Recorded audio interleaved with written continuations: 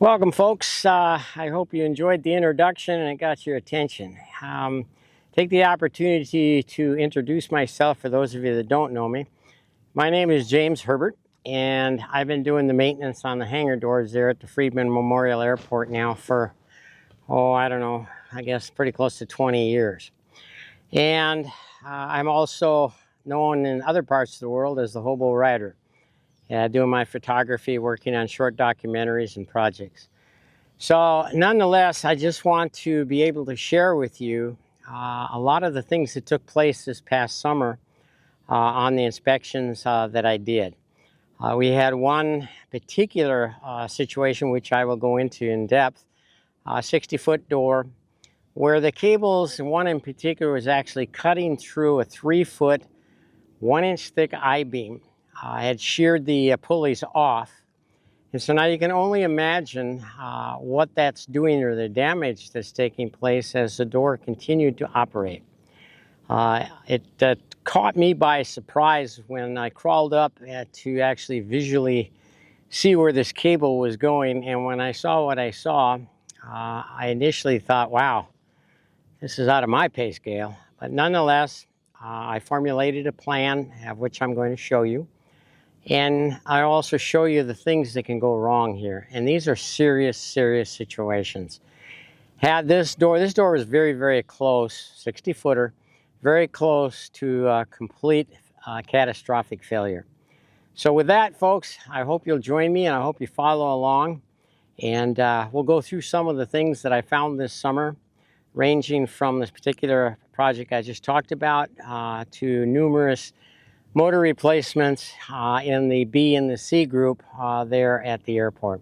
So with that, I hope you follow along, and I hope this will be instructional and maybe even a little eye-opening. So enjoy it. I hope you follow along. Thank you.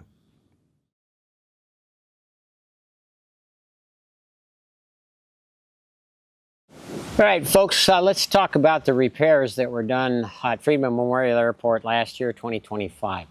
And we're going to start with that 60-footer that you saw during the introduction.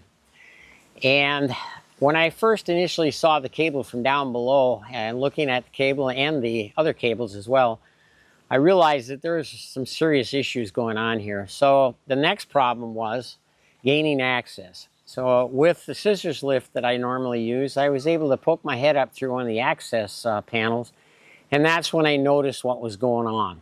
And needless to say, it was a major setback for me, if you will, just trying to figure out, okay, I got a 2.5-foot space to crawl around in on cotton insulation that had been there for 40 years, and we'll talk about how flammable that stuff is a little bit later.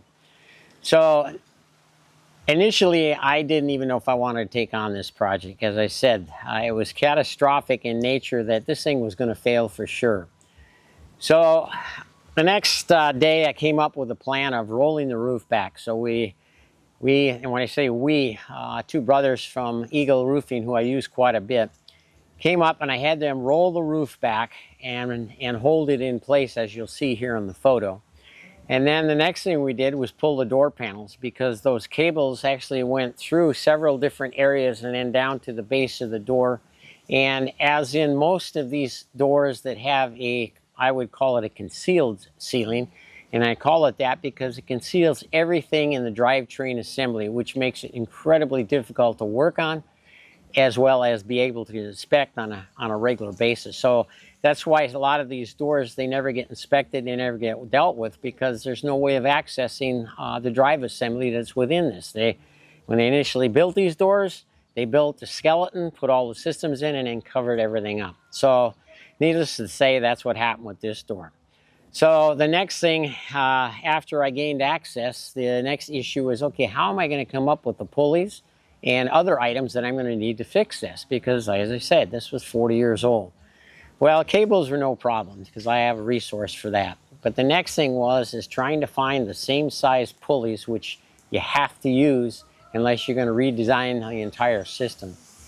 So after going through 1, 2, 3, 4 of my resources, I was able to come up with one of my resources that actually had the exact pulleys that we needed. So with that, I started the process of rebuilding everything, understanding that this was going to take some time. The one thing that I want to mention that I touched on briefly was, okay, I got to cut some of this stuff out of here, all right?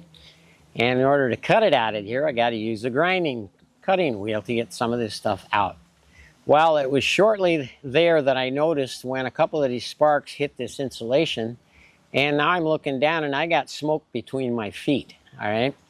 So that's when things really got interesting. So stopped the operation, gathered up the stuff that was smoking, took it down below on the outside on the pavement and dealt with it.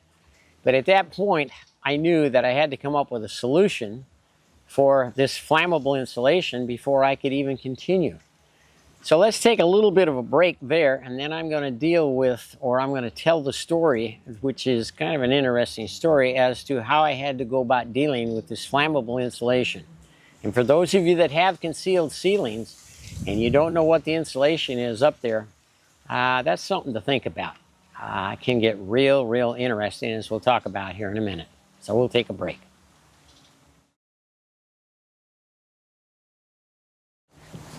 All right, back with you, and let's talk about the flammable insulation. Just to let you folks know, one of my backgrounds is I have been a firefighter for over 40 years, and that was both in structural firefighting and in particular wildland firefighting. So I knew a lot about fire, and I knew a lot about flammable stuff. So anyhow, knowing that this stuff was going to be as flammable as it is, or it was, I thought, well, okay, I got some resources. I worked with Wood River Fire, or not Wood River, yeah, well, actually I did work with Wood River Fire. I also worked with Hailey Fire Department for 14 years.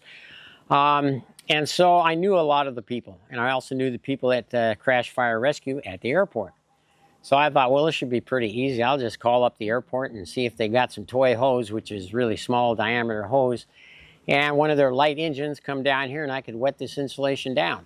Well, when I approached them, they said, well, you can't do that. I said, well, what do you mean you can't do that? I thought it'd be a great training exercise, and who knows, it might get a little money on the side, you know? Well, no, they weren't going to do that. Not possible to do that unless there's an actual fire. I went, what? So, okay, never mind. I'll call somebody. I've got another resource. So I called up Hailey Fire Department, and I was talking to somebody that was new that I didn't know. Of course, there's a lot of new people there. But nonetheless, I explained the situation, and I said, do you think you guys could come down with a Type 6 engine, which is a small sort of wildland engine, use a little toy hose, and I can wet this stuff down?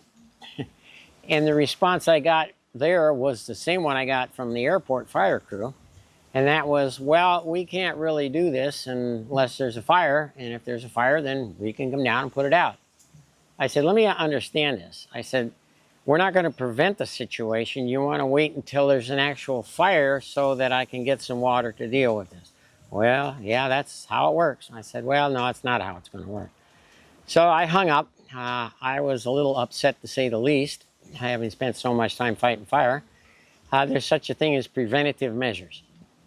So then I thought, well, I'm going to call up Fire Chief Mike Ballage, who I actually signed off a lot of his certifications.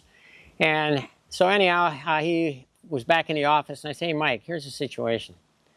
I said, can I borrow one of your piss packs? And for those of you who are not familiar with that, that's basically it's a 45-pound water back or water tank that fits on your back, and you squirt water with it. And I told him what I was going to do, and he says, yeah, no problem. Go ahead and borrow it and bring it back whenever you're done. So that's what I did. So I had 2 6-gallon water containers, plus that pack itself carries another 5 gallons of water. And with the high lift, took it up, put it on the roof. And that's what I used to wet down all this insulation in order to do the grinding that I needed to do and prevent the roof, or underneath the roof, from catching on fire, which would have been really catastrophic.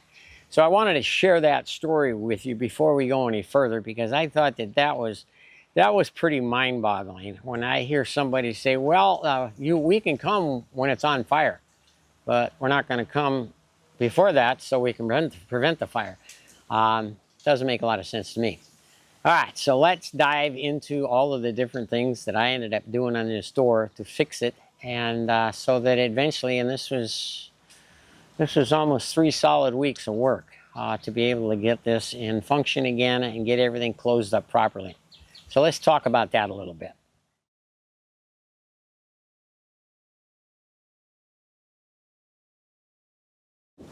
So what I'm showing you now are the new pulleys, as well as new brackets that I manufactured to put these pulleys back in place. You're also going to be looking at what I call cable tenders. Now, understanding that any door that's that wide, even some of the narrower ones, there's a lot of cable within inside of that that's basically just hanging. And these new cables are going to stretch. All cables are going to stretch. But in order to deal with the problem of keeping those cables on the pulleys, which obviously they didn't stay on the pulleys in this scenario, I came up with an idea to create what I call a cable tender.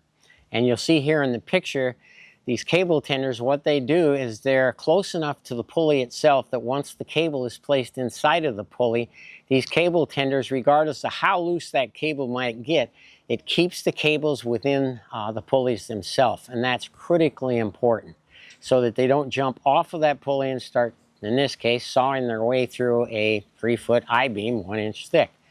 So that's what you're looking at here. You're looking at these, what I call cable tenders. And so I made up cable tenders for all of the pulleys where the cables were actually coming through the cables themselves in order to keep those cables within those pulleys. And I just want to stress the fact that whether they're old cables or new cables, in particular new cables like what I put in this particular door, all new cables are going to stretch to a certain point. They're going to reach their point where they need to be, and that's where they stay. So when new cables are put in, it is important to inspect them at least on a yearly basis to keep an eye on, see what the cables have stretched to once they reach the nominal point where they want to operate, if you will. So with that, let's move into another area, and that is we're going to talk about sealing this all back up again. And then from there, we're going to move into, as I previously stated, Hangar's BC group. There again at the airport. And the problems that I've been running into there over the last 3 to 4 years with motors failing. And you're going to understand why these motors failed. So let's take another little short break, and then we'll dive back into the BC group with regards to the motors that we replaced this summer, as well as, let's see, 1, 2, 3, 4 summers now, for a total of, I think, 7 to 8 different motors. And I'm going to explain why the original motors failed. Okay, let's talk about the motor replacements, and in this particular case, predominantly the BC group there at the airport. You know, I've also replaced motors in the green hangars as well, but definitely not as frequently as the BC group. And the reason for that is the motors that are in that BC group are about as cheap a motor as you could possibly put in a drive system like this, and they're basically wash machine motors. They have no electric brake, all right? And so what's happening is they're failing. And I want to explain how I determine that these motors are failing, unless they just catastrophically fail, which they have done that as well. How to test, or how I test these. First thing I do is I raise the door up, and then I start bringing the door down, and I definitely bring it down past the halfway point. Do not do this from the top up, or you're going to have a real mess on your hands. So what I do is I bring it down to below halfway point, and then I hit the stop button, all right? And if the door is operating properly, that door should stop, and it should stop instantly. It should not start creeping where the door is doing this kind of stuff, all right? And that's a dead giveaway that these motors are failing. So there again, if the door is past the halfway point, so maybe the door is 5 foot off the ground or whatever, you hit that stop button. That door should stop. If that door continues to creep on its way down, and in some cases it'll actually start building up speed. That's why I don't want you doing this from the top. That's a direct indication that these motors have failed or are failing, and they need to be replaced. And What they get replaced with was a proper, or is a proper motor. It's a 1-horse motor that has a built-in electric brake, and you'll be able to see the difference just by looking at it. The little wash machine motor is about that wide, all right? These motors are about like this, and there's on the back of the motor itself is an actual electric brake that stops the motor from turning, which in turn stops the door. And when you're using this type of system, when you hit the stop button, that door stops. It doesn't creep. It doesn't continue to move on down. So anyhow, there again, this year we had 3 of them that did exactly that. They failed the test, even showing a customer that really, kind of was skeptical about this. Once they saw that door start moving down and building up speed, it doesn't take long to figure out that the motor needs to be replaced. So let's talk a little bit about one of the issues that I have to deal with this, and that is the fact that these motors are not cheap. The motors that I put in that should be in these doors are not cheap, all right? They run in the neighborhood of about $2,000, $2,500. And initially, getting the wiring done on this was also very expensive, so we were initially looking at $6,000, to replace one of these motors. Well, some of the people would rather not spend the money to fix the door properly, rather wait for it to fail, and hopefully it doesn't fail on a car, an auto, or someone else, or an airplane. But anyhow, through this process and dealing with a particular electrical company now that I use, myself and this other gentleman, we've got this dialed down to the point where we can pretty much get in about the $3,000 range, maybe $35,000 at the most, because we have to add a whole additional leg of wiring for this electric brake, because as stated, these other motors don't have any electric brakes. Now the green hangers, they have these motors with the electric brakes, and some of them do fail, but nothing like the BC group. So I just want to stress that as to how you can go as an owner, how you can go about determining whether your motor is failing or whether it's good. But I caution you there again, if you're bringing that door down, I'll let it come down to where it's no more than 5 or 6 feet off the ground before you decide to try to stop it. Because if you do it from the top and it does fail, that door is going to come down and it's going to hit that concrete floor and going to bounce all the cables backwards, and then you got a real mess. As we had last year with a particular door that it failed. The person that was supposed to be on the switch walked away, and it failed, and it came down hard. Bounced the cables backwards up into the drive system. It wound it all back up tight to the very top where it tripped the breakers. And needless to say, that was a mess. And that required a crane and several other options to be able to deal with that particular situation. So I just want to stress the BC group, when you're talking about your motors and testing your motors to see if they're still functioning in the proper manner, this is a way that you do it. And if you're skeptical about doing it, I will be back this year. This is year 2026 now. I think it's January 2nd. And I will be back first part of June and start back into inspections and repair again. So for those of you in the BC group, or for those of you in any of that Hangar group, if you're going to test your door for this, please, please wait for that door to be down about 5 to 6 feet off the ground before you do this. Please, I can't emphasize that enough. All right. From there, we're going to talk a little bit more about some of the maintenance that was done and some of the other items that we need to be looking at for next year. One other thing I want to talk about, what we're going to be looking a lot closer at again this summer, and that is what we call the guide rollers that are on the sides of the door that allow your door to roll up against the vertical beams that actually support the entire system. And those are going bad. And as you can see in this particular picture here, this is one that was definitely bad. Actually, they come in pairs. So they were both bad, but I wanted to show what a bad one actually looked like and what it actually sounded like. So those are going to be looked at a lot closer this year. They're not terribly expensive. They're just a little bit more difficult to put in just because of the location and how you have to go about doing it. So we're going to be looking at that. And just to back up a little bit, what's involved in an inspection? I know a lot of people ask that question. And basically, I go through the entire drive system, the entire door, on your particular unit. So that includes from ground up all the way into the drive system, everything about the drive system. So that's what I do when I'm actually doing an inspection. And of course, if we find issues along the way, then we have to fix them. And usually one of the telltale signs that I always find is the cables and what's going on with the cables.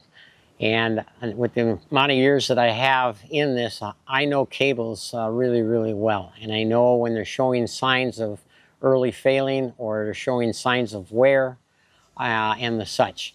So anyhow, that's what we look at when we're actually doing an initial inspection. And then if we got to repair stuff, then that's what we do. Beyond that, folks, I just want to say thank you for watching this, and I hope you'll share it, and I hope it's been informative as well as instructive as to what can go wrong with these doors. As I stated, 20 years of doing this, and these doors scare the hell out of me, and I'm serious, all right? Even when they function properly, don't stand underneath them. Don't park your car underneath them. And God, I watched last summer a guy park his airplane underneath it for a couple days. That is just beyond mind-boggling. Okay, just don't do this kind of stuff. These doors are dangerous. They're old. And even if they were brand new, you still don't do it. I mean, the manufacturer puts a big plaque on the door when they actually build brand new ones, and they say, do not stand underneath that door. Don't put anything underneath the door. So there's a reason for that, okay? So with that, I just want to say thank you very much for watching, and I hope you enjoyed this. And as I say, if I can help you out, I'll be back probably the first part of June. And if you want to contact me via my email, I'll put it at the end of this video so that you'll have it, because that's the best way to contact me. With that, I'd like to say thank you very much for following along, and I appreciate you watching this. Thank you.